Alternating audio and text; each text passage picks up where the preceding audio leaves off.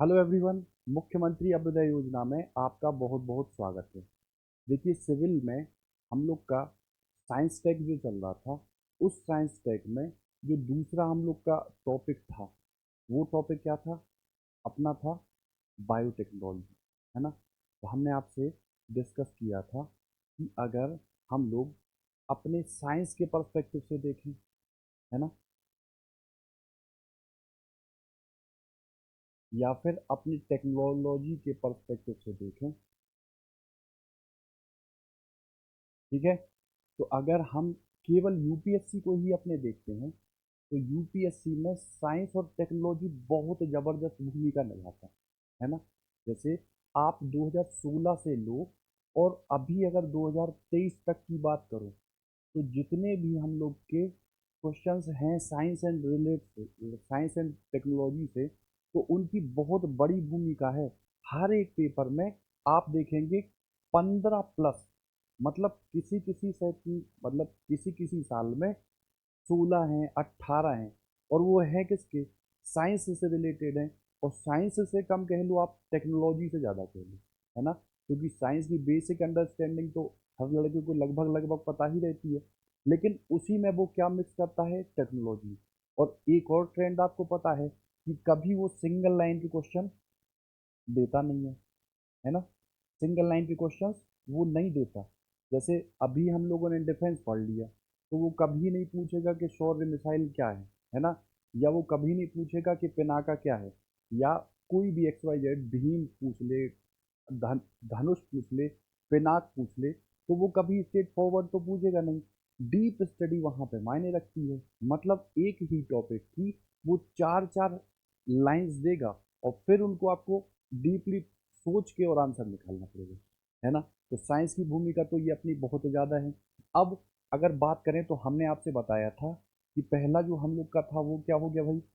Defence technology, है ना। दूसरे की अगर बात करो, तो जो अभी हम लोग देखने जा रहे हैं, उसको हम लोग बोल रहे हैं बायोटेक्नोलॉजी, है ना। थर्ड जो है वो कौन सा है? तो वो महत्वपूर्ण भूमिका में आता है, वो कौन सा है? Space technology. फिर बात करो, तो ये क्या आ जाता है आपका? नैनो टेक्नोलॉजी, है ना। और ये बात करो, तो कंप्यूटर से रिलेटेड कह लो, या इंफॉर्मेशन टेक्नोलॉजी एंड कंप्यूटर से रिलेटेड भी क्या आती है? टेक्नोलॉजी। अब कुछ छोटी छोटी टेक्नोलॉजीज हैं, वो इन्हीं का यूज करते हुए प्रोसीड कराते हैं, है ना। तो हम अगर आपसे बेसिक पूछे, एक जनरल पर्सपेक्टिव में आपसे पूछे कि ये जो है, मैंने पहली साइंस की क्लास में आपको बताया था कि जैसे ये साइंस है और ये टेक्नोलॉजी, ठीक। तो साइंस टेक्नोलॉजी से मतलब क्या है? ठीक, पहली चीज। और फिर जो दूसरा टॉपिक है, वो क्या है अपना? बायो टेक्नोलॉजी, ठीक। बिल्कुल, अगर मैं कीवर्ड में आपसे कहूँ कि साइंस टेक्नोलॉजी से आप क्या समझते हैं, ठीक, तो आप कहोगे साइंस की अगर बात करो, तो साइंस जो प्रकृति प्रदत्त, मान लो जो रूल है ना, जो नियम है, या जो अवधारणाएं हैं, है ना, जो अवधारणाएं हैं, उनका हम क्या करें? यूज करें। मतलब आप ये समझो, ये रूल है, और ये रूल का क्या है? एप्लीकेशन, है ना। जैसे आपको पता है कि क्रिया प्रतिक्रिया का नियम आपको पता है, लेकिन देखो उसी का तो रूल का यूज करके देखो हमने रॉकेट वाली चीज की, है ना। थ्रस्ट दिया और रॉकेट हम लोग का ऊपर चला गया, उसका यूज ही तो किया।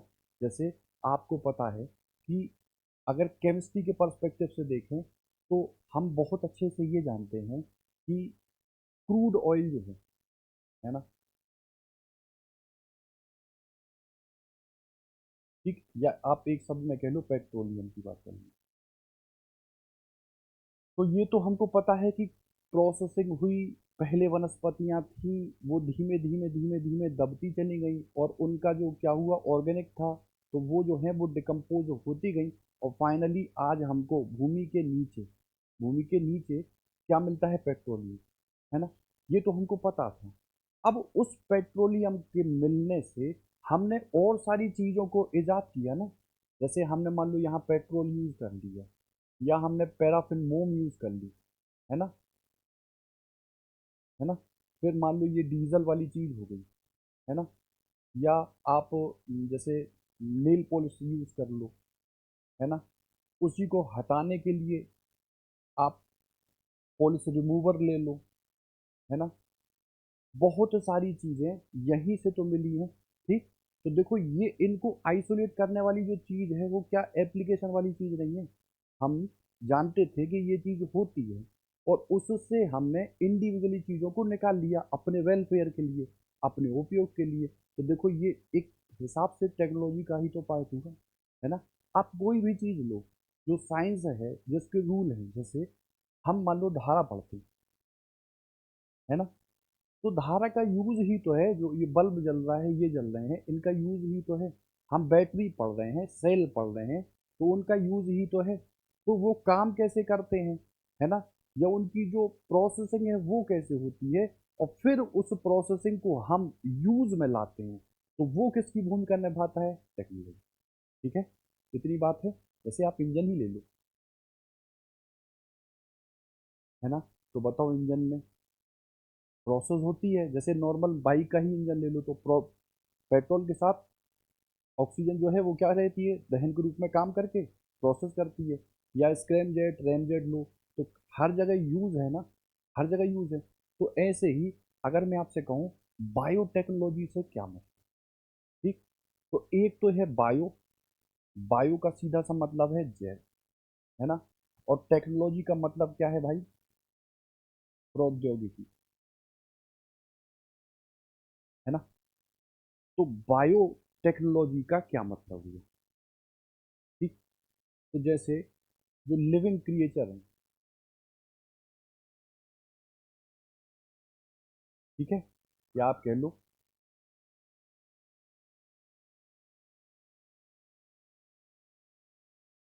ठीक, लिविंग चीज़ों का हम यूज़ करें, या तो फुल लिविंग चीज़ का यूज़ करें, या उसके किसी पार्ट का यूज़ करें। और यहाँ हम जो बायोटेक्नोलॉजी में देखेंगे, तो यहाँ पे क्या होगा, केवल माइक्रोब्स वाली चीज़, ठीक है, सूक्ष्म जीवों वाली चीज़, ठीक। अब माइक्रोब्स को हम ले लें, सूक्ष्म जीवों को हम ले लें, और उनका यूज़ करके हम कोई इंडिविजुअली पदार्थ बनाएं, या लोगों के उपयोग करने के लिए हम क्या करें, इसका उपयोग करें,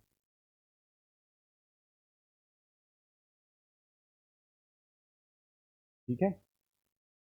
मतलब वो प्रौद्योगिकी जिसमें हम माइक्रो ऑर्गेनिज्म वाली चीज़ों को लेते हैं, माइक्रोब वाली चीज़ों को लेते हैं, किसी इंडिविजुअली पदार्थ का निर्माण करने में, या फिर कोई चीज़ जो मानव के लिए उपयोगी हो, हम उस प्रौद्योगिकी को क्या बोलते हैं, आपका बायोटेक्नोलॉजी, ठीक है, बायोटेक्नोलॉजी,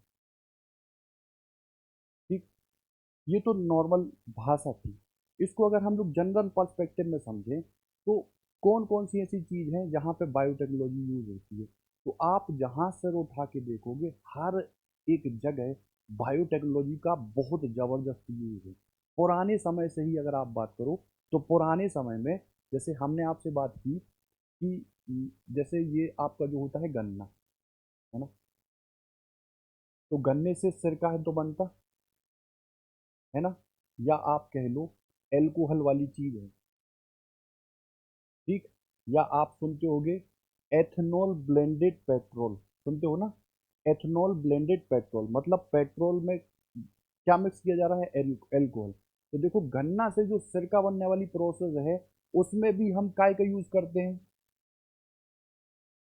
यीस्ट का, ठीक है, छोटे से माइक्रोब्स का यूज करते हैं, और प्रोसेसिंग होके गन्ना किस में तब्दील हो जाता है, सिरका में, ठीक। या आप अगर बेकरी को ही ले लो, ठीक। तो हम लोग तो भारत के देश के लोग हैं, तो हम लोग तो क्या प्रिय है हम लोग को, रोटी। अब रोटी की अगर आप बात करो, तो काय से बनती है, गेहूं को पीसा, वो गेहूं ताजा ताजा रहा, उसी ताजे ताजे आटे की हमने क्या बना दी, रोटी। अब कोई जरूरी थोड़ी ना है कि हर जगह रोटी हो। जैसे आप अगर खुद ही अपने सराउंडिंग में देखो, तो साउथ में मैक्सिमम कल्चर काय का है, राइस का, ठीक।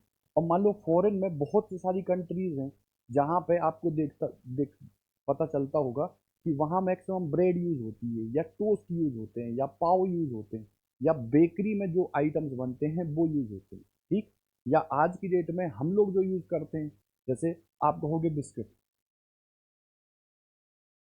है ना, या आप कह दो ब्रेड, ठीक, या आप कह दो रस्क, या और भी चीजें जो बेकरी में बनती हैं, उनमें एक्चुअली में प्रोसेस हो क्या रहा है, उनमें जो प्रोसेस हो रहा है वो भी किससे रिलेटेड है, बायोटेक्नोलॉजी से ही रिलेटेड है। कैसे? तो आप कहोगे कि इन सब को बनाने के लिए जो हम रॉ मटेरियल यूज करते हैं वो तो होता है क्या, गेहूं।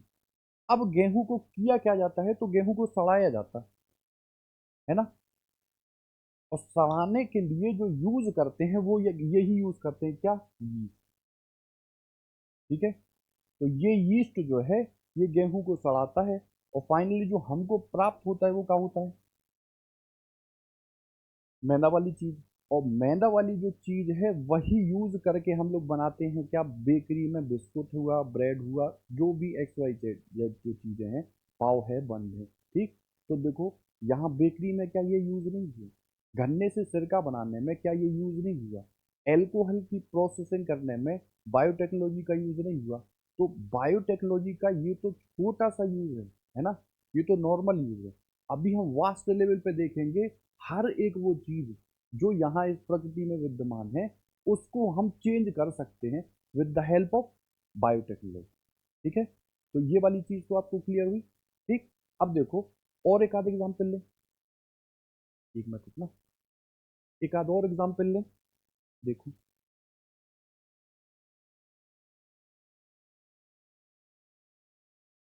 ठीक, जैसे अभी मैंने आपको बताया ये कच्ची शराब, है ना, जिसकी आप बात करते हो, जिसी को हम लोग क्या बोलते हैं, ताड़ी। ठीक। तो ये भी किसके थ्रू बनती है, प्रोसेस ही तो होता है। दूसरा एक आधा, आप एक और छोटा सा उदाहरण अगर देखो, तो जैसे दूध है ये, है ना, तो पहली बार दूध से दही बना होगा तो कोई ना कोई प्रोसेस हुई होगी। जैसे इसका आपने नाम सुना होगा, लैक्टोबैसिलस, है ना,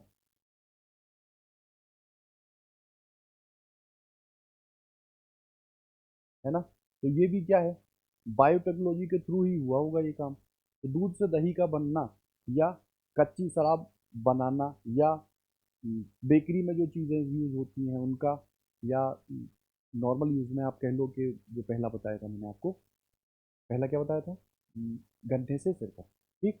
तो ये सब छोटे मोटे यूज हैं किसके, बायोटेक्नोलॉजी। ठीक। अब देखो, एक टॉपिक देखते हैं इसी में।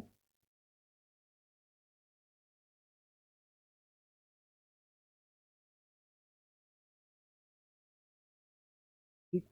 अब देखो, आप इसको अच्छे से ऐसे समझो, देखो, जैसे मैं आपसे कहूँ एक जनरल कंप्यूटर को आप कंसीडर करो।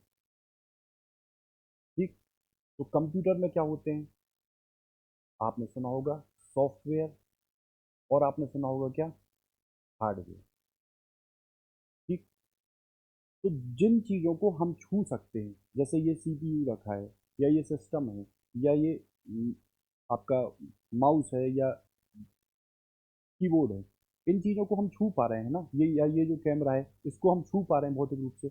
लेकिन इनमें जो प्रोसेसिंग हो रही है, जैसे इसमें जो एम एस वर्ल्ड है, या एम एस एक्सेल है, या पावर पॉइंट है, या पीपीटी है, या व्हाट्सएप है, या टेलीग्राम है, ये सब चीज़ें हैं क्या, तो इन ये प्रोग्रामिंग वाली चीज़ें हैं ना, तो वो किसकी कैटेगरी में आएंगी, आप कहोगे वो आएंगी किसमें, सॉफ्टवेयर, है ना। तो प्रोग्रामिंग वाली जितनी चीज़ें हैं वो काय में आ रही हैं, सॉफ्टवेयर में। और हार्डवेयर है जो भौतिक रूप में हम लोग क्या कर सकते हैं, टच। ठीक। तो बिल्कुल सेम इसी पे आधारित अगर हम लोग देखें, तो अगर हम बात करें तो हम लोग का जैसे ये भौतिक शरीर है, ठीक, ये जो शरीर है, तो आप कहोगे एक तो है कोशिका, है ना, जो जीवन का आधार है। फिर कोशिका जो बनाती है वो किसको बनाती है, तो आप कहोगे ये क्या बनाएगी, कोशिका जो है वो किसको बनाएगी, अंग। ये देखो अंग तंत्र होता है ना, इधर तक आओ, अंग तंत्र। तो अंग तंत्र किससे मिलता है, अंगों से मिलके। ठीक है। और ये जो है ऊतकों से। ठीक है। और ऊतक काय से मिलते हैं? ऊतक जो मिलते हैं उससे क्या बनता है? अंग। अंग से क्या बनता है? अंग तंत्र। अंग तंत्र से क्या बनता है? शरीर। और शरीर में अगर बात करो तो सोल की अगर बात पूरी आ जाए तो वो आत्मा से जो रिलेटेड करके आ जाता है, तो वो क्या बनता है? पूरा का पूरा हम लोग का जीवन आ जाता, मतलब जीवन शरीर, है ना। ठीक है, इतनी बात है। तो जैसे कोशिकाओं से मिलके क्या बनता है? ऊतक। ऊतक मिलके क्या बनाते हैं? अंग। अंग मिलके क्या बनाते हैं? अंग तंत्र। और अंग तंत्रों से मिलके क्या बनता है? शरीर। और एक सुपर नेचुरल पावर हम लोग की बॉडी में जो होती है, वो टोटल मिलके क्या है? जीवन का आधार, है ना। जो भौतिक शरीर है, वो भौतिक शरीर इन सब से मिलके बनता है। अब ये होता क्यों है? तो कोशिका अकेला पूरे बॉडी को नहीं संभाल सकता। तो कोशिकाओं के भार को कम करने के लिए बहुत सारी कोशिकाएं मिलकर क्या बनाती हैं? ऊतक। अब ऊतक जो है वो बहुत सारा बॉडी का फंक्शनिंग ना करके करते हैं, तो वो क्या बनाते हैं? ऊतकों का समूह, जिसको क्या बोलते हैं हम? अंग। अब अंग सबका अलग अलग काम है। जैसे अगर मैंने कुछ खाया तो दो तीन जो अंग हैं वो मिल के काम कर रहे हैं। जैसे लार वाली जो चीज़ है, या जो बॉडी में आमाशय वाली चीज़ है, वो सब मिल के काम क्या क्या कर रहे हैं? अंग तंत्र का, है ना। या जैसे आप समझो, जैसे मेरी ये आँख है, तो आँख है, तो आँख के अंदर रेटिना भी तो है। और रेटिना के अंदर भी आप कहोगे तो जो पढ़ते हैं वो कौन से रहते हैं? एक तो होता है सिलेंड्रिकल सेल, है ना। और एक कोन, जो चश्मे में लगते हैं। ठीक। तो देखो, आँख का रेटिना क्या हुआ? ठीक है ना। ये जो हम लोग की आँख सदी हुई है, जो किसी चीज़ से तो सदी हुई होगी, तो वो सब मिलके क्या बना रहे हैं? ठीक है। तो इतनी बात हुई इसकी। अब इन चीज़ों को तो हम लोग छू सकते हैं, टच कर सकते हैं। जैसे किडनी हुआ, लीवर हुआ, यकृत हुआ, आँख हुआ, मस्तिष्क हुआ, इन सब चीज़ों को तो हम टच कर सकते हैं। लेकिन अगर बात करो तो एक नाम आता है जिसको बोलते हैं हम डीएनए। ठीक है, जिसको हम बोलते हैं क्या? डीएनए। अभी के लिए यहाँ समझो कि ये सब दो टाइप के, ये धागे टाइप के रहते हैं। ठीक है। और ये डीएनए जो है, ये डीएनए, इसी में अगर हम एक पूरे के पूरे स्ट्रक्चर को ले लें, छोटे से स्ट्रक्चर को, तो या आप कह लो डीएनए का एक छोटा सा टुकड़ा, तो उस डीएनए के टुकड़े को हम लोग नॉर्मल क्या बुलाते हैं? जीन। क्या बुलाते हैं? जीन। ठीक है। तो ये तो है हम लोग की हार्डवेयर टाइप की चीज़ है। और ये जो जीन है, ये आप समझो ये क्या है? सॉफ्टवेयर टाइप की चीज़। ठीक है, इतनी बात है। हम लंबे हैं, या हम काले हैं, या हम बौने हैं, या हम गोरे हैं, या हमारे बाल घुंघराले घुंघराले हैं, या आंखें हमारी कंजी हैं, या आंखें हमारी काली हैं, या बॉडी की पूरी जो रूपरेखा है, उस रूपरेखा का निर्धारण जो किया जाता है, वो किसके आधार पर करते हैं? जीन। अब ये जीन एक दो नहीं होते हैं, लाखों करोड़ों की संख्या में बॉडी में पाए जाते हैं। ठीक है। तो इतनी बात आप समझो कि पूरी बायोटेक्नोलॉजी में जो हम लोग बेसिकली जो फंडामेंटल चीज यूज करेंगे, वो जीन यूज करेंगे। ठीक है। मतलब जीन वाली चीज क्या है, उसके बाद डीएनए वाली चीज क्या है, नेक्स्ट क्लास में हम लोग देखेंगे। आरएनए, जितनी भी चीजें हैं इससे रिलेटेड, वो देखेंगे। अभी इतना समझो कि डिफाइन करने के लिए जो सबसे ज्यादा जरूरत होती है, वो किस चीज की होती है? डीएनए। ठीक है। अब डीएनए के छोटे छोटे इंडिविजुअली टुकड़ों के पास क्या रहती है?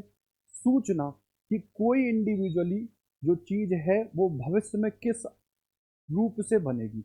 वो लंबी होगी कि वो छोटी होगी, वो मोटी होगी या वो पतली होगी, उसके बाल कैसे होंगे, हर एक चीज का निर्धारण किससे है?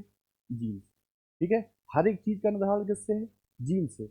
अब देखो, हर एक चीज का निर्धारण जीन से तो है ही। जैसे आपने सुना भी होगा कि वंशानुगत वाली चीज है ना। आपने ये सुना होगा कि जैसे ये माता पिता के जो गुण हैं, माता पिता के जो गुण हैं, वो पीढ़ी दर पीढ़ी संतान में पहुंचते हैं। हेरिडिटरी वाली चीजें है ना, तो ये पहुंचते हैं। तो ये पहुंचने का जो मेन रीजन है वो क्या है? आपके जीन ही है ना। वो क्या है? आपके जीन ही है। ठीक। तो जीन की ही हमको यहाँ स्टडी करनी है। और देखो, हम जो अगर पूरी किसी भी चीज की स्टडी करें, तो सबसे पहले तो बात आएगी जीन। ठीक है। अब दूसरी बात आएगी, वो होगी पोषण। ठीक है। और तीसरी जो बात आएगी वो काय की आएगी, वातावरण। ठीक है, ठीक। मतलब कोई भी जो जंतु है या पौधा है, उसके लिए जो पूरी की पूरी प्रोसेसिंग होगी वो किस पे आधारित होगी, जीन पर। वो किस पे आधारित होगी, पोषण पर। वो किस पे आधारित होगी, वातावरण पर। कैसे? जैसे हमने आपसे कहा, ये है मदर और ये है फादर। ठीक है, इसके थ्रू एक इंडिविजुअली जीव का निर्माण हुआ। ठीक, तो जब तक वो माँ की पेट में है तब तक तो प्रोसेसिंग अंदर ही हो रही है, माँ के आधार पर। अब जैसे ही वो बाहर आया, तो बाहर आने के बाद यदि उसको पोषण सही नहीं मिला, है ना, जैसे मान लो मसल्स का विकास होना, या बोन्स का विकास होना, या कद काठी का विकास होना, तो उसके लिए पोषण की तो आवश्यकता होगी ना। जैसे जो शरीर पुष्ट रहता है या जो बलवान रहता है वो किसकी वजह से रहता है, प्रोटीन, है ना। और अगर प्रोटीन ना हो, प्रोटीन की अधिकता हो जाए या प्रोटीन की कमी हो जाए, तो आपने नाम सुने होंगे, मैलेमस है, क्वासिरकोर है, ये रोग हो जाएंगे। या फिर वातावरण की बात करो, तो वातावरण में कहीं भी आप कोई एक छोटा सा एग्जाम्पल के तौर पे आप मान लो पर्वत वाली चीज ले लो। ठीक, तो जो छोटे लोग होते हैं मैक्सिमम वो पर्वत पे जो रहने वाले लोग होते हैं, या आप कह लो हिली जो एरिया में रहने वाले लोग रहते हैं, उनकी ऑटोमेटिकली लंबाई क्या होती है, कम। तो ये किसका इफेक्ट है, ये वातावरण का इफेक्ट है। या आप और चीज समझो कि जैसे मान लो अफ्रीका वाली चीज लो, तो टेम्परेचर देखो हाई होने वाली चीज है ना। तो अगर आप मैक्सिमम जगहों पे देखोगे अफ्रीका कॉन्टिनेंट के देशों में, तो वहां पे लोग क्या पाए जाते हैं, काले होते। तो वो इफेक्ट किसका है, वातावरण का। तो पहली चीज है जीन। ठीक है, जीन क्या है, डीएनए का टुकड़ा। ठीक है, डीएनए के पास ही पूरी की पूरी जानकारी रहती है कि एक इंडिविजुअली जीव कैसे कैसे अपने शरीर का निर्धारण करेगा। ठीक है, इतनी बात है। तो जीन, पोषण और वातावरण। ठीक, अब समझो, अब अगर हमने जो अभी आपसे बात की, तो वो जो बात हुई थी वो क्या थी, पारंपरिक, पारंपरिक जैव प्रौद्योगिकी, है ना। तो पारंपरिक जैव प्रौद्योगिकी में हम जीन से कोई छेड़छाड़ नहीं करेंगे। हम छेड़छाड़ करेंगे किससे, पोषण से। हम छेड़छाड़ किससे करेंगे, वातावरण, है ना। जैसे अभी मैंने आपको बताया कि गन्ने से हम क्या बना रहे हैं, सिरका। ठीक, तो गन्ने से सिरका बना रहे हैं, ये नॉर्मली पारंपरिक बायोटेक्नोलॉजी वाली चीज है। ठीक, या अभी जो छोटे सा एग्जाम्पल लिया, एल्कोहल वाला। ठीक, या अभी एग्जाम्पल लिया मैंने दही वाला। ठीक, अब यदि हम अब जीन से क्या कर दें, छेड़छाड़, मतलब जीन से जो एक बेसिक इकाई है किसी भी जीव को निर्धारित करने में, हम उससे क्या कर दें, छेड़छाड़। ठीक है, उससे हम छेड़छाड़ कर दें। और मान लो ये जो गन्ने से सिरका बन रहा था, जैसे मान लो ये 5 किलो हमने क्या लिया, गन्ना, और इससे बना दिया कितना, सिरका। तो ये यदि बनने में 15 दिन लग रहे थे, तो यदि हम यहाँ यहाँ इंट्रेंस करें, यहाँ इंटरप्शन क्रिएट करें, और यहाँ कुछ जीन में मॉडिफिकेशन कर दें, तो वो जो प्रोसेस है जो 15 दिन ले रही थी, अब वो कितने दिन ले लेगी, तो दिन छोड़िए, ये किसमें हो जाएगी, मिनट में। ठीक है, मतलब मास लेवल पर यदि हमको यूज करना है, तो हम क्या करेंगे, जीन को परिवर्तित कर देंगे। और उसको परिवर्तित करने के बाद जो प्रोसेस हमको 15 दिन में मिल रहा था, वो कितने में मिलेगा, 20 मिनट में। इतनी बात है। ठीक, तो यहाँ जब हम परिवर्तित करेंगे, ठीक है, यहाँ जब हम परिवर्तित करेंगे तो उसको हम पारंपरिक जैव प्रौद्योगिकी नहीं बोलेंगे। ठीक है, तो इसका नाम क्या होगा, कुछ और होगा। इतनी बात समझ में आई। ठीक, अब देखो आगे हम लेते हैं, एक मिनट रुकना।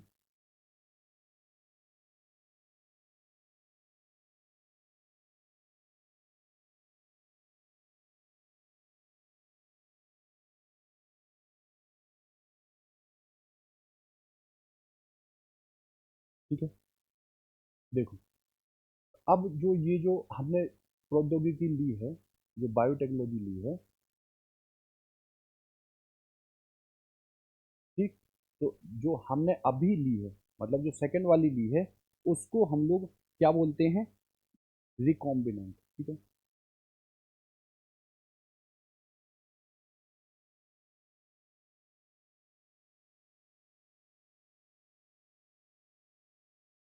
ठीक है। अब बायोटेक्नोलॉजी का हर एक फील्ड में यूज है, चाहे वो आप एग्रीकल्चर में ले लो, चाहे वो आप हेल्थ एंड मेडिसिन में ले लो, हर जगह यूज है। तो देखो, जैसे इंद्रधनुष का रंग होता है, 7 रंगों में रहता है इंद्रधनुष, वैसे ही हम बायोटेक्नोलॉजी बायोटेक्नोलॉजी को भी अलग अलग पार्ट में बांटते हैं। ठीक है, उसके आधार पर हम क्या करेंगे, इंडिविजुअली सेपरेट कर पाएंगे कि किस टेक्नोलॉजी में, मतलब किस टाइप के बायोटेक्नोलॉजी में किन किन प्रोसेस का यूज होगा। ठीक है, उसके आधार पर हम देखो देखते हैं, तो वो देखते हैं ये।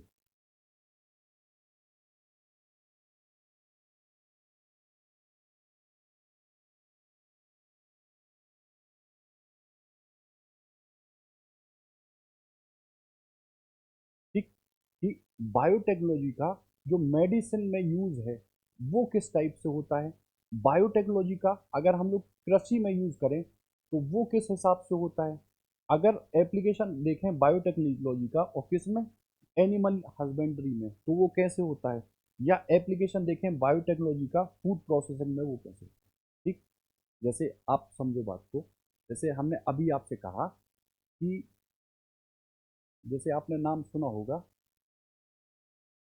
क्लोनिंग वाली चीज़ सुनी होगी आपने।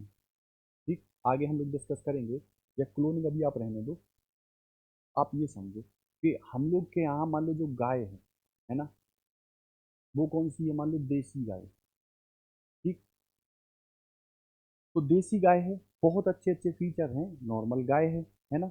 लेकिन क्या देसी गाय की अगर आप क्षमता, दूध देने की क्षमता की बात करो, तो लगभग वो कितना दूध देती होगी, 3 लीटर या 4 लीटर।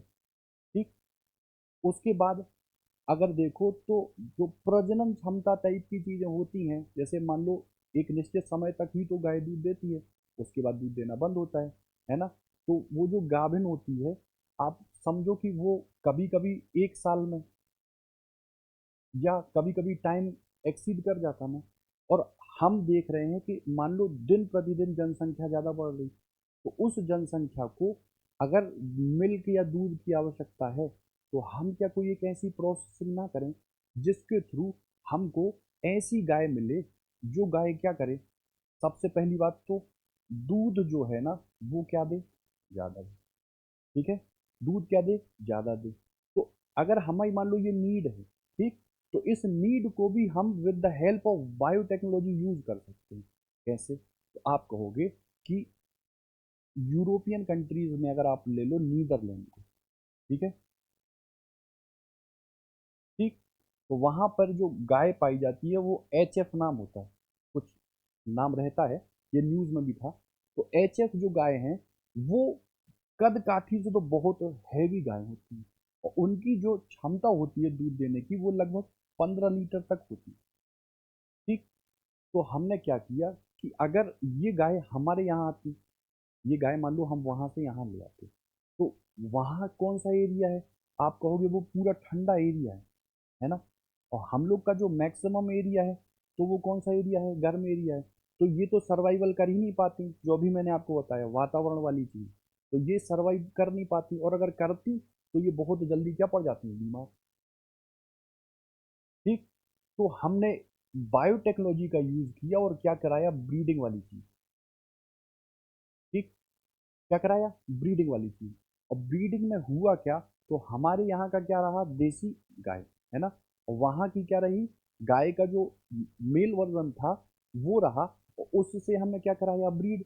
और ब्रीड कराने के बाद जो गाय पैदा हुई, है ना, या जो बछड़ा पैदा हुआ, वो जो क्वालिटीज रख रहा था, वो कुछ क्वालिटीज किसकी रख रहा था, देसी गाय वाली। और कुछ क्वालिटीज जो रख रहा था वो कौन सी थी, HF वाली, है ना। तो कहीं ना कहीं आपने नाम सुना होगा जर्सी गाय। ठीक है, तो देखो इसमें एक क्षमता डेवलप हो गई किस चीज़ की, कि भाई ये गर्म वाले इलाकों में भी सरवाइव कर सकती है। और साथ में ये जो दूध की कैपेसिटी है, जो नॉर्मल देसी गाय देती थी मान लो 4 लीटर या 5 लीटर, उससे ज़्यादा ये कितनी लीटर दे रही है, मान लो 7 लीटर, ठीक है। और कद काठी आपकी बात करो तो वो भी क्या है इसकी, इसी HF के हिसाब से हैवी, है ना। तो देखो हमने कहीं ना कहीं मॉडिफिकेशन की है, और मॉडिफिकेशन के थ्रू ही हम क्या लेके आए, जर्सी गाय। तो ये एक्चुअल में है क्या, बायोटेक्नोलॉजी का एनिमल हस्बेंड्री में कहीं ना कहीं यूज है, ठीक। आप एनिमल, आप एग्रीकल्चर में ही ले लो, ठीक।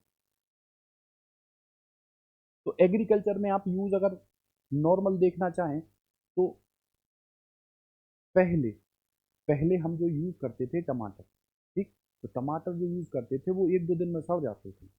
अब जो आ रहे हैं वो जेनेटिकली मॉडिफाइड टमाटर आ रहे हैं, है ना। और उनमें कुछ जीन में परिवर्तन कर दिया गया, या ये दो चीजें मैंने आपको बताई थी, न्यूट्रिशन या सराउंडिंग, उसको चेंज करके जो अब हम टमाटर यूज कर रहे हैं वो 2 दिन में नहीं सड़ते, है ना। वो 2 दिन में नहीं सड़ते, बहुत ज़्यादा टाइम लेते हैं। पहले के टमाटर में रस ज़्यादा था, लेकिन अभी के जो टमाटर हैं उनमें क्या है, गूदा गूदा ज़्यादा है ना। या आप जो अभी अ, अभी गर्मी में आएगा ये तरबूज खरबूज, तो देखते हैं आप वो बहुत ज़्यादा मीठे होते हैं।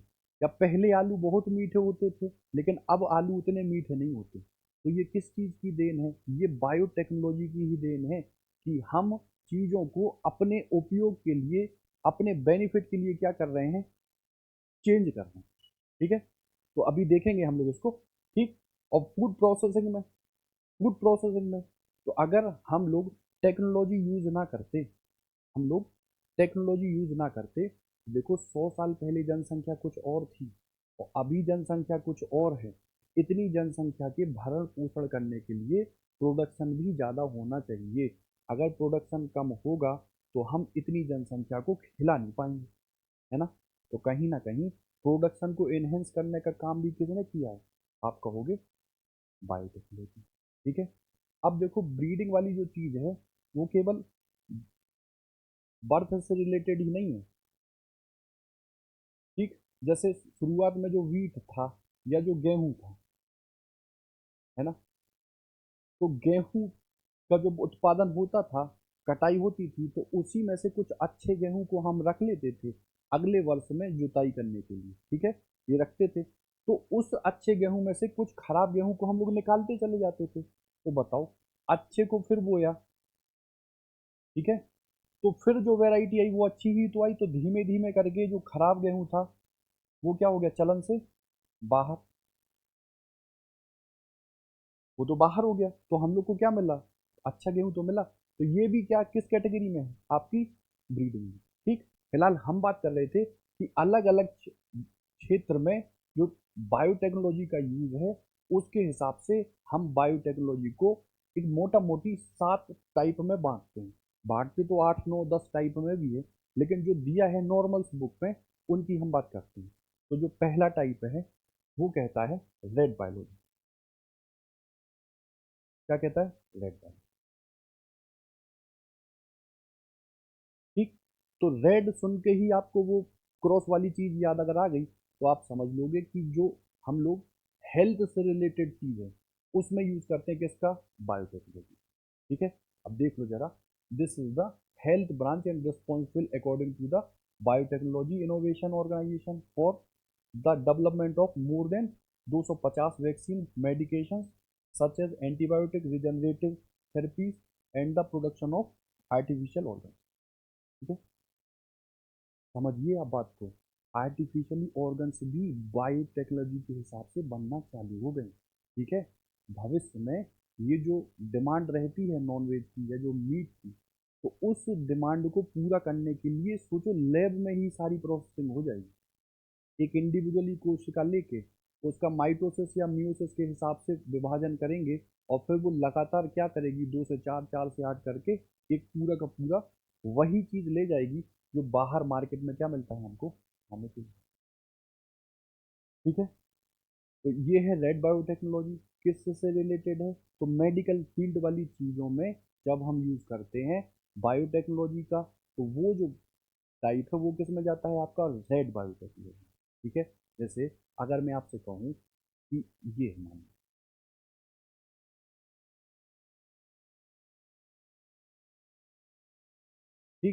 मान लो ये विषाणु जनित क्या है, रोग है। जैसे मैंने आपसे कह दिया हेपेटाइटिस, ठीक है। क्या खराब होता है इसमें सर, यकृत में एक विषाणु जो है वो आक्रमण कर देता है, और ये जो एड्स है उससे भी खतरनाक, 20-30 गुना ज़्यादा खतरनाक ये बीमारी है, ठीक है। विषाणु जनित है। या आप ये जो अभी बोल रहे हो, आप एड्स की बात कर रहे हैं, ठीक है। या ये डिप्टीरिया की बात कर रहे हैं, ठीक। या मान लो ये इबोला की बात हो रही है, इबोला की बात हो रही है, ठीक। या मान लो ये मम्प्स की बात हो रही है, ठीक। या ये इंसेफेलाइटिस की बात हो रही है, ठीक। या ये जो कुत्ता जब काट लेता है तो क्या हो जाता है, रेबीज, है ना।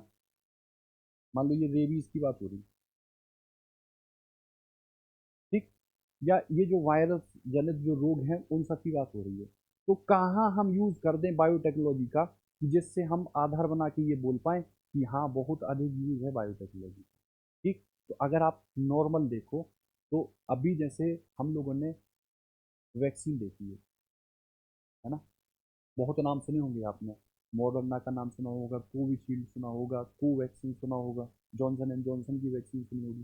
तो वैक्सीन हम लोग के बॉडी पर किस तरीके से असर करती है, ठीक।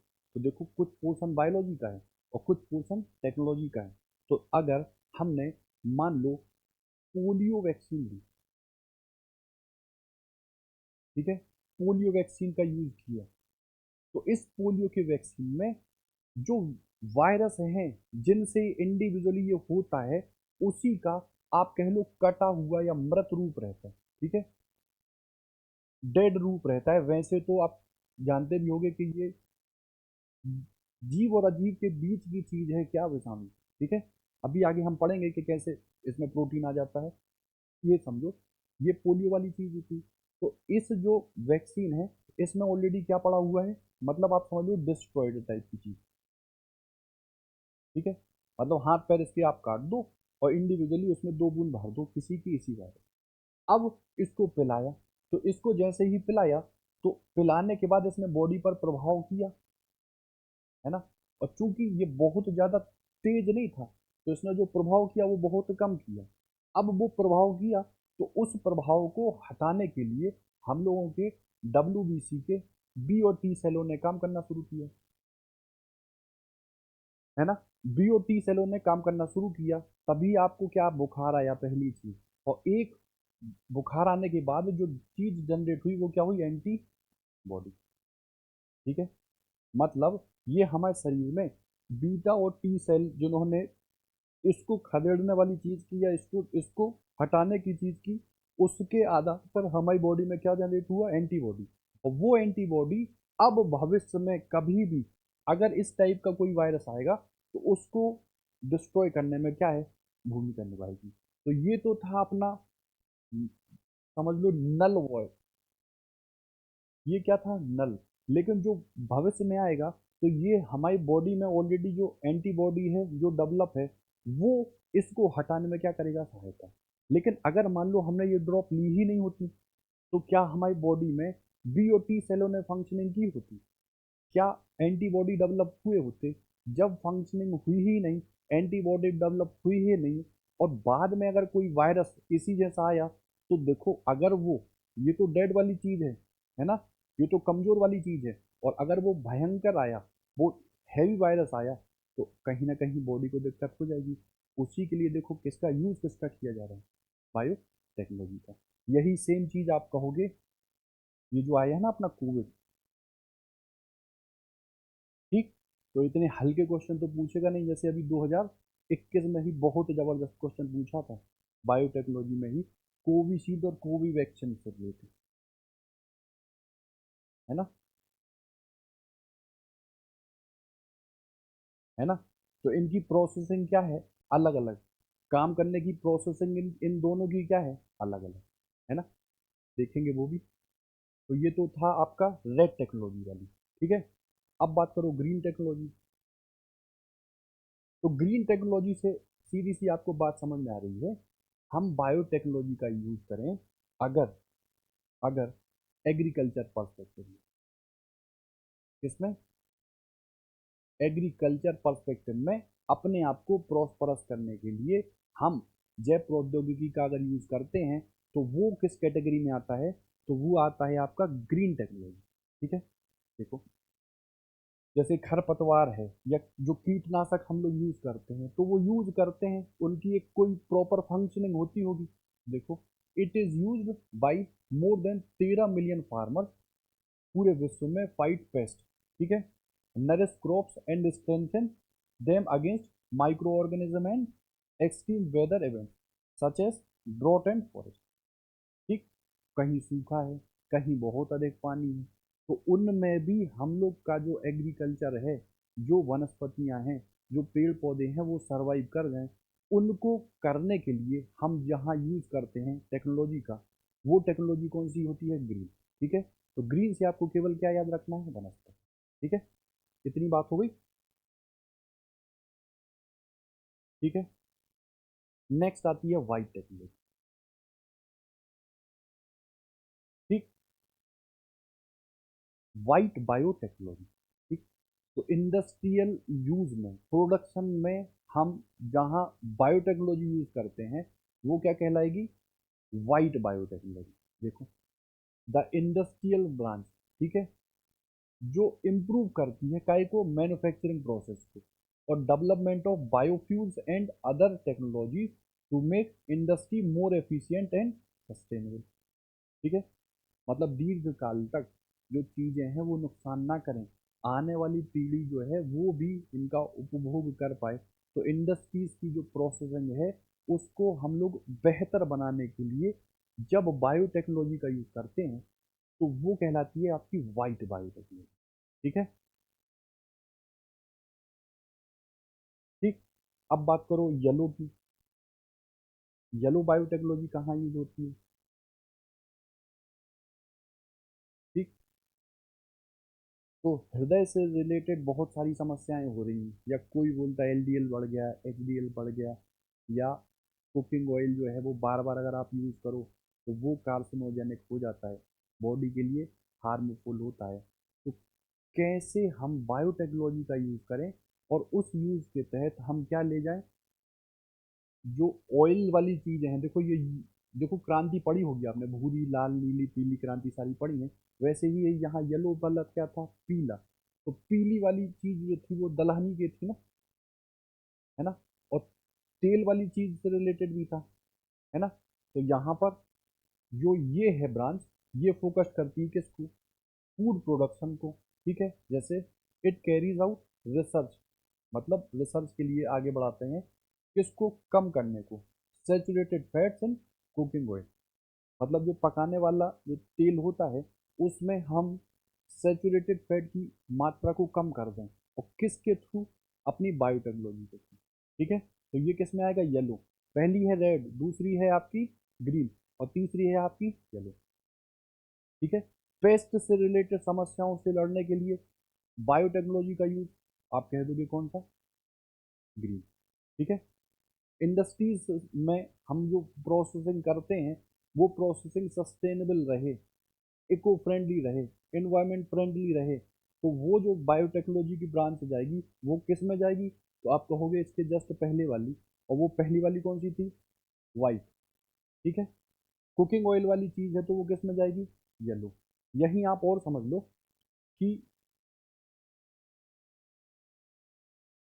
कीटों वाली जो चीज़ होती है ना, वैसे तो अभी एक आध क्वेश्चन हम लेंगे उससे और आपको ये सही हो जाएगा, वैसे मैं आपको बता ही देता हूँ। ठीक, ठीक है, कीटों का यूज करते हैं हम लोग। ठीक है, किस में, इसी में संसाधन के तौर पे हम कीटों का यूज करते हैं। जैसे अभी मैंने आपको बताया था कि गन्ने से सिरका, वहाँ पे कुछ लेते हैं ना यीस्ट, या जो जलेबी बनाने के लिए पहले खमीर अमीर वाली चीज़ होती है, तो वहाँ भी हम छोटे छोटे माइक्रोब्स की तो यूज़ करते हैं। तो जब हम माइक्रोब्स का यूज़ कर रहे हैं तो वो किस कैटेगरी में जाएगा, येलो बायोटेक्नोलॉजी। ठीक है, इसके बाद अगर बात करो तो ये है आपका ब्लू बायोटेक्नोलॉजी। ठीक है, अब याद करो, नीली क्रांति वहाँ किससे रिलेटेड था ज्योग्राफी में?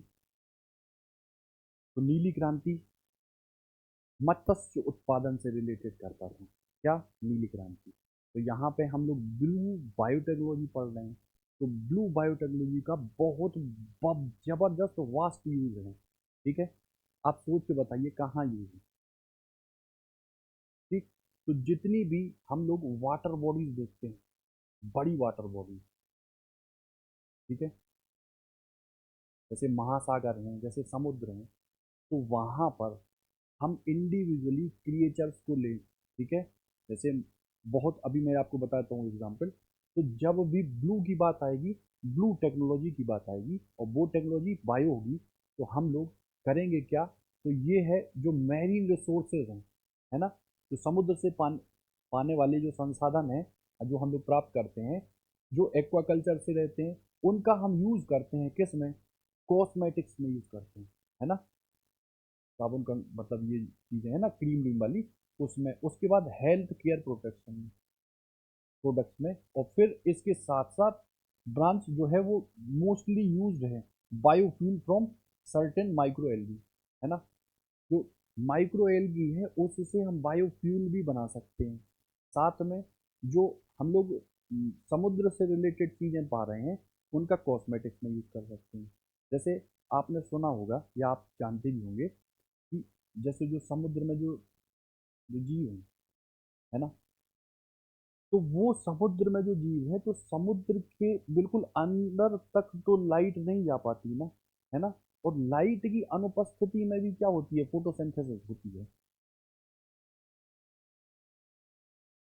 ठीक, और फोटोसिंथेसिस के तहत तहत भोजन का निर्माण होता है। तो इनकी भी कोई एक इंडिविजुअली फिनोमेना होती होगी, है ना। अब जैसे कुछ सवाल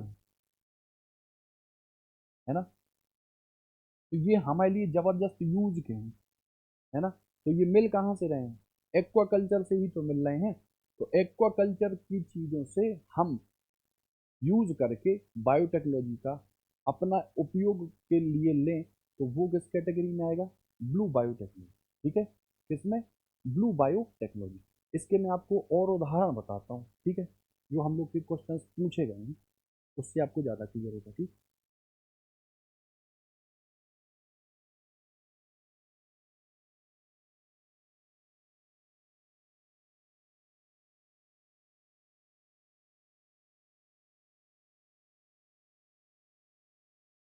ठीक है,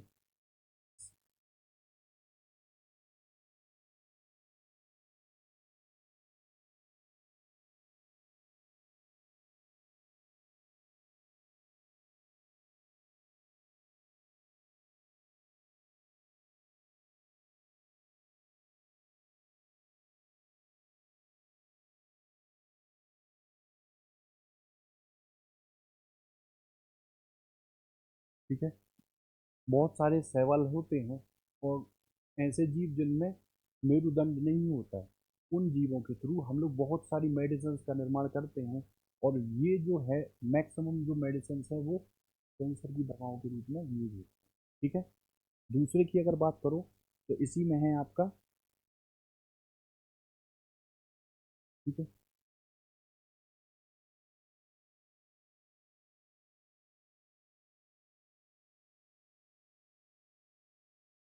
ठीक, जो एक्वाकल्चर एनिमल होते हैं, जैसे मान लो मछली ही है, तो उन मछलियों में बहुत सारे एंजाइम्स होते हैं, और उन एंजाइम्स का हम लोग अगर R&D करते हैं, तो पता चलता है कि जो फूड प्रोसेसिंग में, है ना, फूड प्रोसेसिंग करने के बाद उसका जो हम लोग उसको प्रिजर्व करते हैं ना, तो उस प्रिजर्व करने में ये जो मछली है ना, उनसे मिलने वाला जो एंजाइम है वो बहुत बल्क लेवल पर यूज होता है ना, और बहुत अधिक समय तक सुरक्षित रखता है किसको? खाद्य सामग्रियों को। ठीक है, ये वाली चीज हुई। उसके बाद अगर इसमें देखा जाए,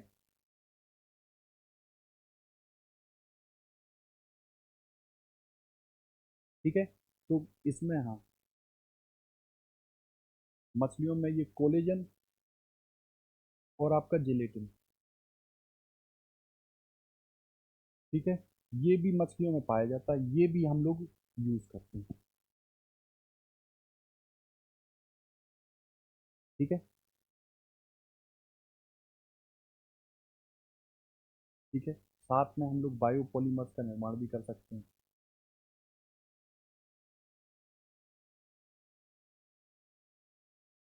बहुत जो छोटे छोटे सूक्ष्म शैवाल होते हैं, उनके द्वारा हम बायोपॉलीमर्स का भी आसानी से निर्माण कर सकते हैं। ठीक है। तो ये मैरीन वाली जो चीज़ थी, जो हम लोग की किस में आ रही थी, ब्लू बायोटेक्नोलॉजी, है ना, ब्लू बायोटेक्नोलॉजी। एक आध इसका और छोटा सा कोई उदाहरण है?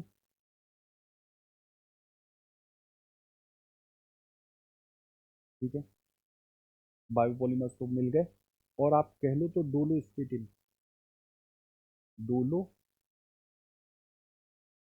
क्या नाम है, डोलो स्टेटिन। ठीक है। तो ये डोलो स्टेटिन जो काम करता है, वो क्या है,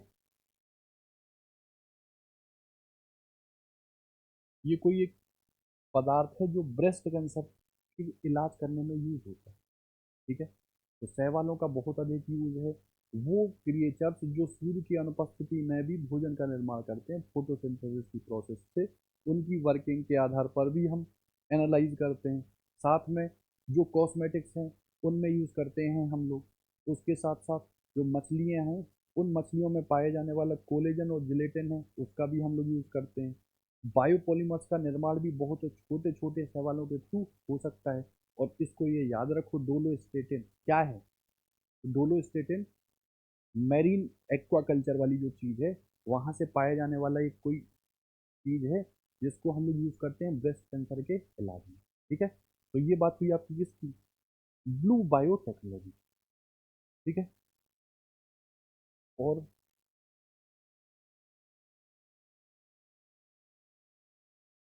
ठीक, उसके बाद आता है ये ग्रीन। ठीक है। ग्रे बायोटेक्नोलॉजी किससे रिलेटेड है? ठीक है। तो देखो, जो चीज़ें जो हम लोग को हानिकारक हैं, है ना, जैसे देखो क्या कह रहा है, its purpose is the conservation and restoration of contaminated natural ecosystem through as mentioned above bioremediation process. ठीक है। बायोरेमिडेशन प्रोसेस के थ्रू जो भी चीज़ें कंटेमिनेटेड हैं, उनको हटाने के लिए, या जो फूड चेन में जो अननेसेसरी चीज़ें इंक्लूड हो जाती हैं, उनको हटाने के लिए हम जिस बायोटेक्नोलॉजी का प्रोसेस का यूज़ करते हैं, वो आती है ग्रे टेक्नोलॉजी, है ना।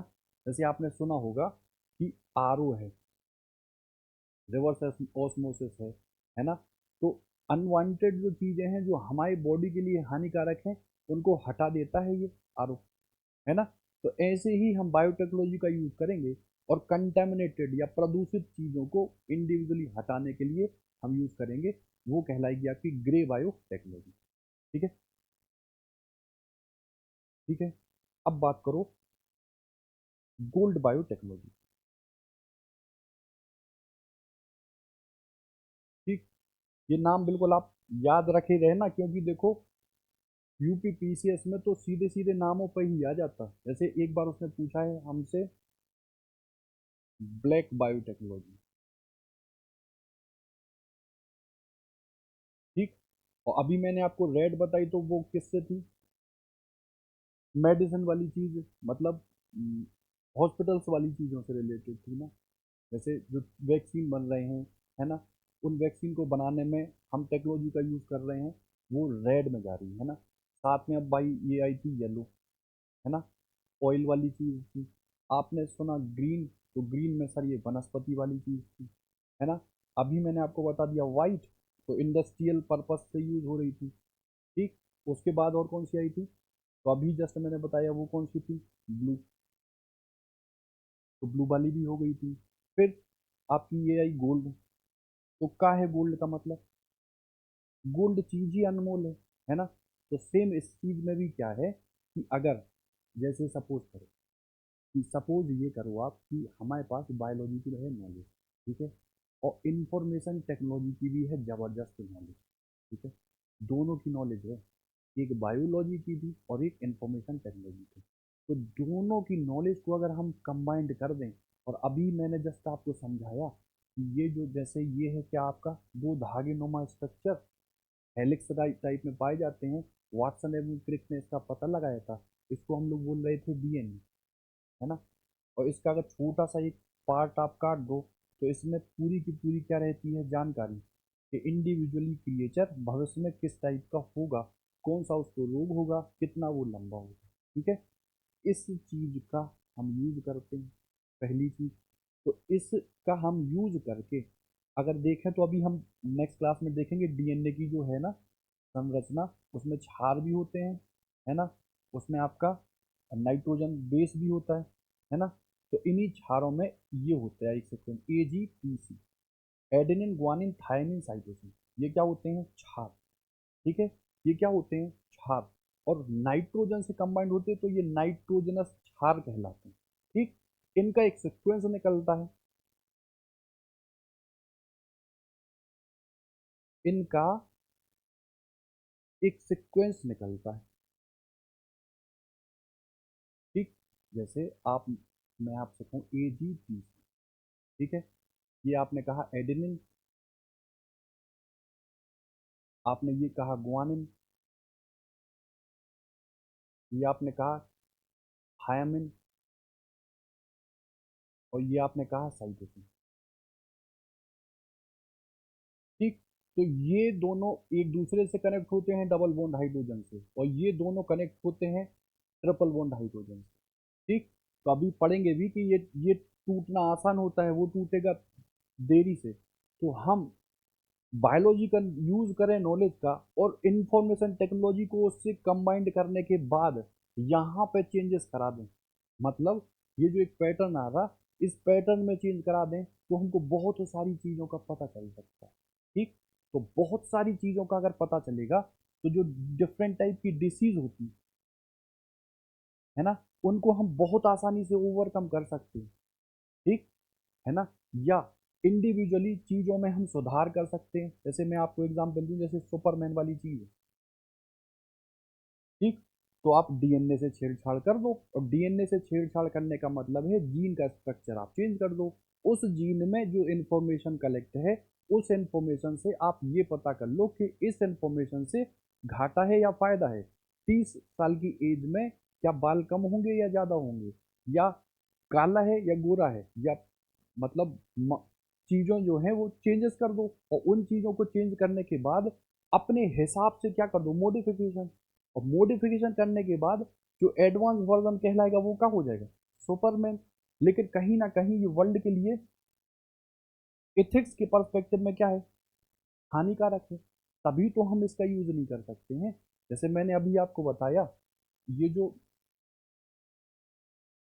डीएनए है ना, पूरा जीनोम सिक्वेंसिंग होती है इसकी, और जीनोम सिक्वेंसिंग के आधार पर बहुत महंगी पड़ती है। उसके आधार पर जो चाहे वो चेंज करा सकता है ना। इतनी बात है। तो हम लोग चेंज कर रहे हैं इंफॉर्मेशन टेक्नोलॉजी का यूज करके और बायोलॉजी का यूज करके। किस बायोटेक्नोलॉजी में? आप कहोगे गोल्ड बायोटेक्नोलॉजी। ठीक है, आप अच्छा ये बताओ, इसका सब्स्टिट्यूएंट क्या आ रहा? इसका सब्स्टिट्यूएंट देखो रोबोट ही तो आ रहा। रोबोट काम करता ही तो है ना। लेकिन आपने रोबोट मूवी देखी होगी तो कितना खतरनाक बना देता है यदि उसका गलत डायरेक्शन में यूज किया जाए, और सही डायरेक्शन में यूज किया जाए तो देखो कितना अच्छा होता है ना। यही सेम चीज है। पता चला इसका कर दिया और इसने सब मानवों को निपटा दिया, तो वो हम लोग के लिए घातक होगा ना। ठीक है, इतनी बात है। तो गोल्ड बायोटेक्नोलॉजी जिसको कहते हैं बायो इन्फॉर्मेटिक्स, सीधा सा मतलब समझो। बायो इन्फॉर्मेटिक्स का मतलब क्या है? तो बायोलॉजी का और इंफॉर्मेशन टेक्नोलॉजी का जब कॉम्बिनेशन होता है तो जो ब्रांच निकल के आती है वो होती है बायो इन्फॉर्मेटिक्स। और बायो इन्फॉर्मेटिक्स के तहत मैंने जो एग्जाम्पल था वो आपको बता दूं। ठीक है, जैसे पढ़िए इसको आप। Also known as bio informatics, it is responsible for obtaining, प्राप्त करने के लिए, स्टोरिंग, जमा करने के लिए, एनालाइजिंग, विश्लेषण करने के लिए, और सेपरेशन मतलब अलग करने के लिए बायोलॉजिकल इंफॉर्मेशन। बताया ना अभी? ठीक, बायोलॉजिकल इंफॉर्मेशन को, specially that related to DNA and amino acid sequences. ठीक है, बात समझे? ये तो होगी आपकी गोल्ड बायोटेक्नोलॉजी। अब इसके बाद देखो, गोल्ड के बाद एक जो है, जो मैंने आपको ब्लैक वाली बताई थी, ठीक, उसको और देख लेते हैं। तो ये जो बायोटेक्नोलॉजी है अपनी, एक मिनट रुकना, ये है ब्लैक, ब्लैक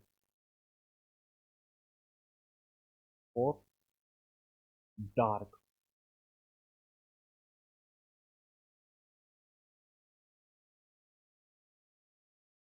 ठीक, देखो बायोटेक का अच्छा यूज है तो बायोटेक का खराब भी यूज है। अगर लोग खराब तरीके से यूज करना चाहेंगे तो जो बायोटेक्नोलॉजी का यूज होगा वो किस नाम से जाना जाएगा? तो वो आपका नाम जाना जाएगा डार्क बायोटेक्नोलॉजी या ब्लैक बायोटेक्नोलॉजी। ठीक है, इसमें होगा क्या? तो जैसे मैंने अभी आपको कल ही बताया था, कल परसों, कि जो बायोलॉजिकल वेपन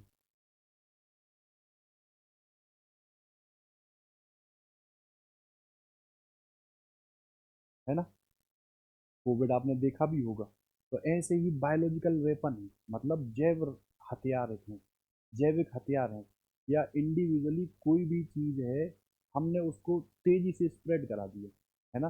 जैसे अभी आपको मैंने बताया था हेपेटाइटिस, तो यकृत में डैमेज वाली चीज़ होती है और बहुत तेजी से ये फैलती है।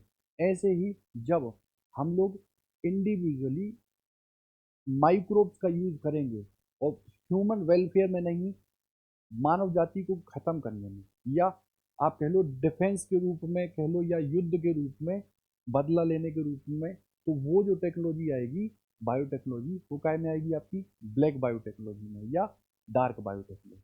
ठीक है, तो इसमें जरा देखो, ठीक, इसमें होता क्या है? तो बायो टेररिज्म, ठीक है, इसको हम लोग बोलते हैं जैव आतंकवाद।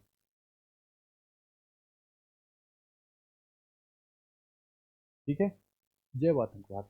अब इसकी कैटेगरी है, मैं इसकी कैटेगरी भी आपको बता देता हूँ यहीं। ठीक है,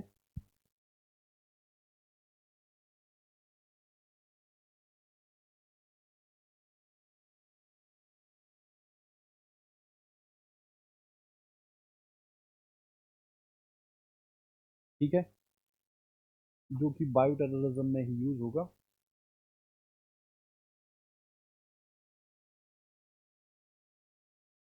ठीक है, तो इसमें ये होगा एक जैविक पदार्थ जिसकी श्रेणी जाएगी किसमें? ए श्रेणी। ठीक है, और दूसरी एक जो श्रेणी है वो क्या में जाएगी? जैविक पदार्थ बी श्रेणी। ठीक है, जैसे आपने नाम सुना होगा एंथ्रेक्स का, है ना, पशुओं में पाई जाने वाली एक बीमारी होती है ना। ठीक, तो इसका जरा मैं आपको बता देता हूँ। कोई एक व्यक्ति से, एक व्यक्ति से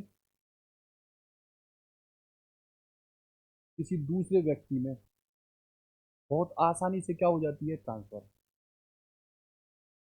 इंडिविजुअली एक व्यक्ति से दूसरे व्यक्ति में बहुत आसानी से ट्रांसफर हो जाती है। आप कहोगे कौन सी? तो जैविक पदार्थ ए वाला। ठीक है, जैसे मैं आपसे कह दूं एंथ्रेक्स है, इसी का दूसरा उदाहरण क्या है? Botulism, botulism. ठीक, फिर तीसरा है लो आपका ये प्लेग है, चूहे वाली, है ना। लो ये स्मॉल पॉक्स है, तभी कहते हैं दूर रहो, है ना। स्मॉल पॉक्स ले लो, इसमें आप फ्यूलरीनिया।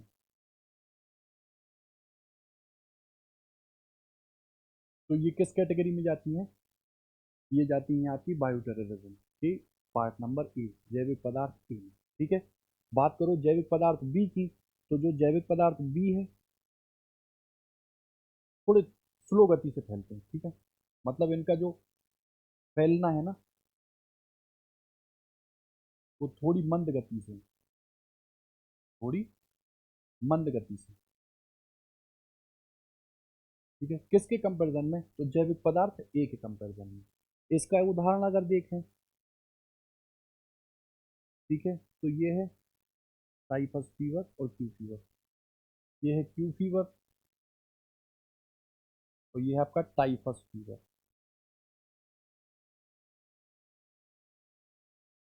ठीक है, और लास्ट में है तो ये है जो टाइप सी। ठीक है, ये क्या है, टाइप सी बायो मटेरियल की बात करो तो ये बहुत जल्दी छींक दो तो ही फैल जाते हैं। ठीक, तो बायो टाइप सी में जो बहुत तेजी से फैलते हैं और बहुत ज़्यादा तरीके से, मतलब अधिक क्षेत्र तक फैलाते हैं किसको, इंडिविजुअली बीमारी को। और इसमें आप एक ले लो, तो जैसे अभी आपने सुना था कौन सा, निपाह वायरस सुना था। हंटा वायरस आपने सुना था। और वो जो सबसे खतरनाक है जिसको पेंडेमिक बोल दिया था वो क्या था, कोविड।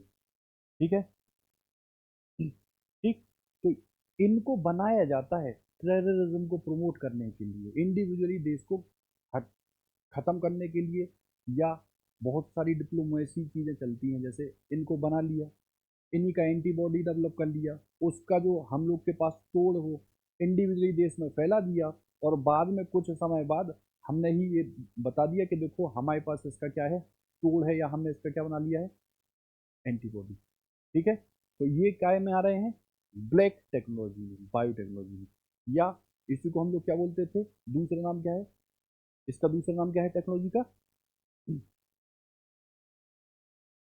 Dark biotechnology. ठीक है, तो इतनी बात हो गई हम लोग की किसकी, बायोटेक्नोलॉजी के नाम से रिलेटेड। ठीक है, ये तो मैंने जीन एडिटिंग आपको बता दिया। ठीक,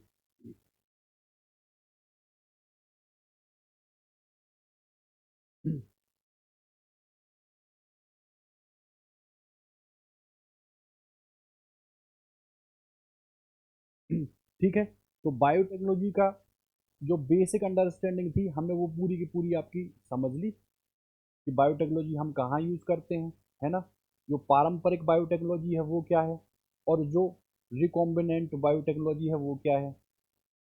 ठीक है, हम कहाँ कहाँ बायोटेक्नोलॉजी का यूज़ करते हैं, बायोटेक्नोलॉजी के कौन कौन से ये प्रकार हैं। ठीक है, इतनी बात होने के बाद जो हम लोग देखेंगे, अगला जो टॉपिक हम लोग का है, वो सबसे पहले देखेंगे यही कि डीएनए का हेलिक्स स्ट्रक्चर क्या है। ठीक है, और ये जो आपने अभी बताया जैसे क्षार हैं, ठीक है, नाइट्रोजन वाली जो चीज़ है, या जो फास्फोरस वाली चीज़ है, ठीक है, या अभी ये जो पेंटावेलेंट हम लेंगे क्या, शर्करा, तो यहाँ पे इनकी इनकी एक इंडिविजुअली क्या बनाएंगे हम लोग, स्ट्रक्चर। ठीक, और ये जो फॉर्मेट है इनका, जैसे ये AGTC वाला जो चीज़ें है ना, जैसे मैंने अभी आपको बताया, ए केवल किससे जुड़ेगा, टी से, जी किससे जुड़ेगा, सी से, और अगर मान लो टी है ही नहीं तो ए किससे जुड़ेगा, यूरेसिल से, और जी किससे जुड़ेगा, सी से। तो RNA, DNA, ये मैसेंजर RNA। ठीक, इन सब को हम लोग देखेंगे, साथ ही साथ जैसे आपने बायोलॉजी में जो चीज़ें पढ़ी होंगी, बेसिक अंडरस्टैंडिंग कि देखो कोशिका क्या है, कोशिका द्रव्य क्या है, कोशिका के कितने पार्ट हैं, यूकेरियोटिक क्या होती है, प्रोकैरियोटिक क्या होती है, किसमें कोशिका प्रवृत्ति पाई जाती है, भित्ति, फिर अंतःप्रदब्बी जालिकाओं का क्या यूज़ है, राइबोसोम क्या होते हैं, लाइसोसोम क्या होते हैं, कहाँ कहाँ कौन सी चीज़ें होती हैं, समसूत्री विभाजन कब, अर्धसूत्री विभाजन कब।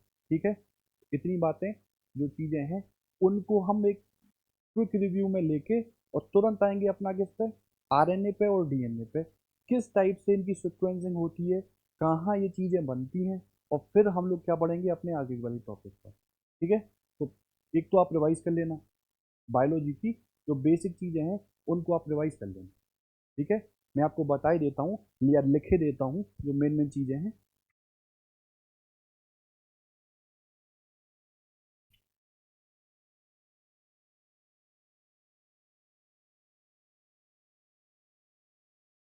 ठीक है, जैसे आपका ही गोल्जी बॉडीज है, इंडोप्लाज्मिक रेटिकुलम है, ठीक है, प्लास्टिड्स हैं, लाइसोसोम है, सेंट्रोसोम है, लाइबोसोम है, इनकी वर्किंग है, ठीक है, क्लोरोप्लास्ट क्या है और ये कैसे काम करती है, ठीक है। इतना पढ़ने के बाद हम लोग नेक्स्ट टॉपिक पे अपना बढ़ेंगे, ठीक है। आज का तो जब वो बेसिक ही था, ठीक। कल के और जरा ये 3-4 क्वेश्चन आप और देख लो जो आपके छूटे थे।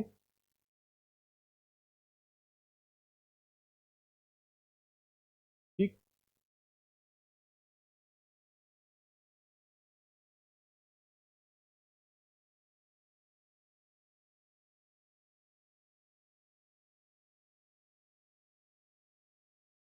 ठीक है, कल का जो क्वेश्चन था वो क्या था?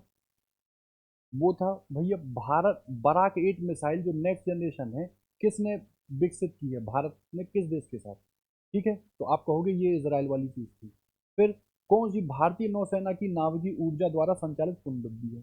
पनडुब्बी की बात कर रहे हैं यहाँ, और पनडुब्बी पहली ही मैंने बताई थी आईएनएस चक्र, जो किसके तहत जा रही थी? अकुला श्रेणी। किसके?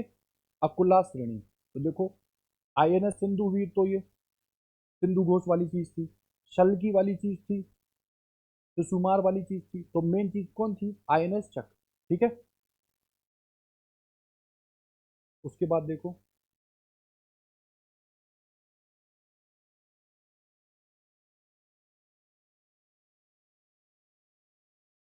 ये था देखो, निम्न में से कौन सी एक भारतीय नौसेना की पनडुब्बी है? तो नौसेना की पनडुब्बी हमने बताया था आपको, ये एयरक्राफ्ट कैरियर है, विक्रांत है, विराट है, ठीक है।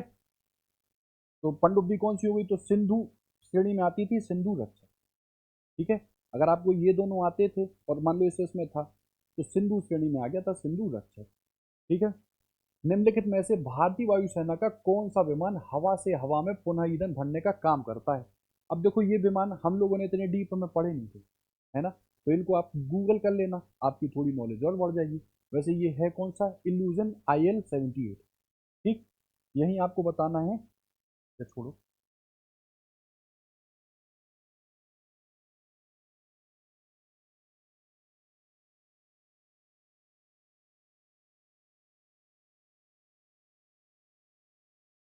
देखो, टॉर्पिडो मैंने थोड़ा सा डिस्कस किया था, उसी से रिलेटेड है।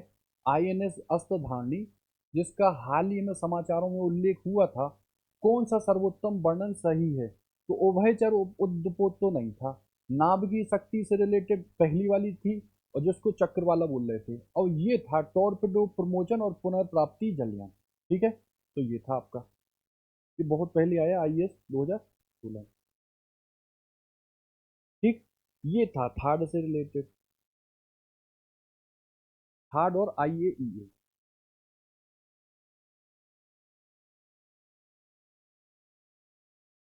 ठीक, तो जैसे मैंने आपसे कहा IAEA, कल मैंने आपको बताया था, इंटरनेशनल एटॉमिक एनर्जी एजेंसी। ये क्या करेगा? तो ये ऑब्जर्व करेगा उन देशों के लिए जो परमाणु का यूज कर रहे हैं, वो अपने ऊर्जा को बढ़ाने में करें, ना कि किसी अस्त्र शस्त्र को बनाने में। तो ये कह रहा है कि भारत में जो परमाणु रिएक्टर हैं, IAEA सुरक्षा उपायों के अधीन रखे जाते हैं। क्यों रखे जाते हैं? तो इसका जो मेन रीजन है वो है कि कुछ आयातित आयातित जो यूरेनियम है का प्रयोग करते हैं, और अन्य क्या करते हैं? घरेलू आपूर्ति को। इसी को इसी को हम लोग ऑब्जर्व करने के लिए IAEA जो संस्था है उसका यूज करते हैं। ठीक है, इधर आओ। हार्ड की बात करो भैया, क्या है ये? इजराइल से रिलेटेड है नहीं, भारत का प्रतिरोधी है नहीं, जापान दक्षिण कोरिया है नहीं, आंसर नंबर सी। ठीक है, ये देखो, कल बताया था यही कि हमको चाहिए था कैरियर, एयरक्राफ्ट कैरियर।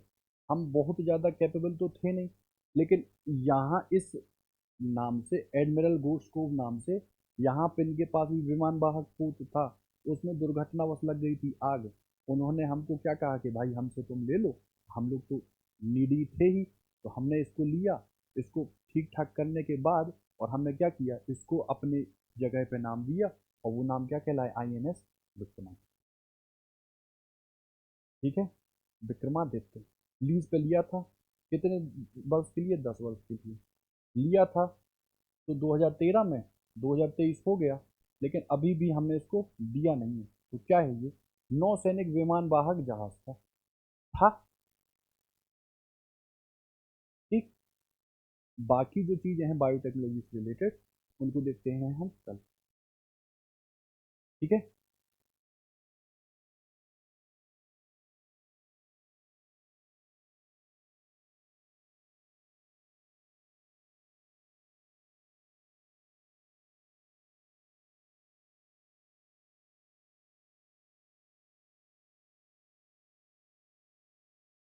ठीक, आप एक काम ये छोटा सा करना, विषाणु जनित रोग कौन से हैं, जीवाणु जनित रोग कौन से हैं, कवक जनित रोग कौन से हैं। ठीक है।